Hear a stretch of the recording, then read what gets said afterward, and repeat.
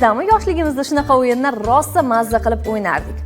Avval saqichni chaynab olardik, keyin esa uni ustidagi etiketkasini yig'ardik.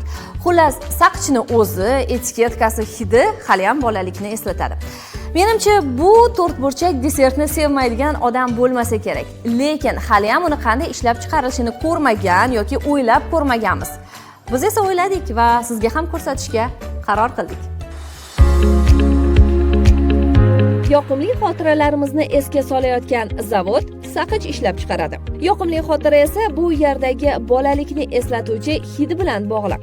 Saqichning asosiy komponentlari shakar, glyukoza, glitserin, litsitin va saqich xamirturushi birlashib, biz sevib chaynaydigan saqichni va uning iforini hosil qilmoqda. Ish mana shu mikserdan boshlanadi. Diqqat bilan qarashingiz mumkin. U rostakam mikser, faqat o'lchami kattaroq. Uning ichiga kerakli komponentlar qo'shilmoqda.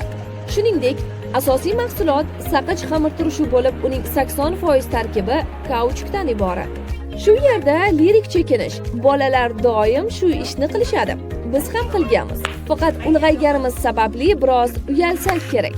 Ammo tan oling, chaynayotgan saqichingizni katta pufak qilish doimo yoqimli bo'lgan. Buning uchun esa saqich tarkibidagi oziq-ovqat kauchuga katta yordam beradi. Yana zavodga qaytamiz. Qorilgan massa istalgan rangda bo'lishi mumkin. Muhimi uni kerakli o'lchamga ajratib olib, ekstruder orqali shakl berishda. Nafaqat shakl, balki shu yerning o'zida u yalpizdan tortib ekzotik mevalargacha bo'lgan ta'mga ham ega bo'ladi. Texnolog esa 1 soatda 600 kilogrammgacha bo'lgan xamirni qayta ishlash uchun yuboradi. Muzday harorat yarim mahsulotni shaklga kirishiga yordamlashadi.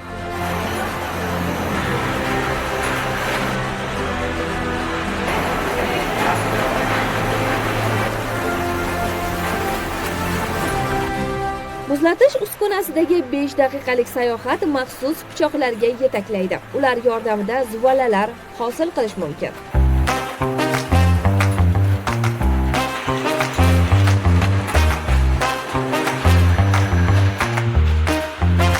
Bir vaqtning o'zida 20 ta aylana shaklidagi saqichlarni yasayotgan uskunada bunday tishlardan bir nechta. Shu sababli saralovchi xodimning qo'liga tegishga ulgurmaydi. Saralashdan o'tgan koptokchalar patnislarga taxlanib, qotirishga yuboriladi. Qotish jarayoni mana shu xonada harorati nisbatan sovuq bo'lgan omborxonada amalga oshadi. Bir eslang, saqichni endi chaynashingiz bilan qirsillash effekti hosil bo'ladi.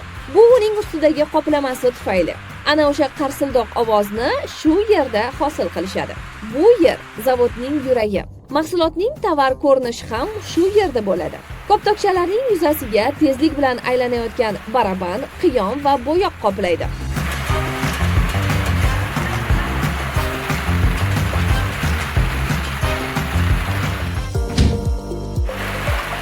So'nggi bosqich qadoqlash. Bu juda muhim jarayon. Negaki bolajonlar va kattalar saqichlarning aynan qadog'iga qarab xarid qilishadi. Qadoq ranglarga boy va rasmlari qiziqarli bo'lishi muhim. Shuning uchun mana shu zavodda 100 dan ortiq qadoqdagi mahsulotlar ishlab chiqarilmoqda. Saqich bundan bir asr avval paydo bo'lgan bo'lsa-da, og'izlardan hamon tushmayapti. Yil sayin esa yangi ta'mlari va yangi qadoqlari paydo bo'lmoqda. Poytaxtda joylashgan bu zavod esa ishlab chiqarishdan tinmaydi. Kichkintoylarga quvonch ulashishdan katta baxt bormi?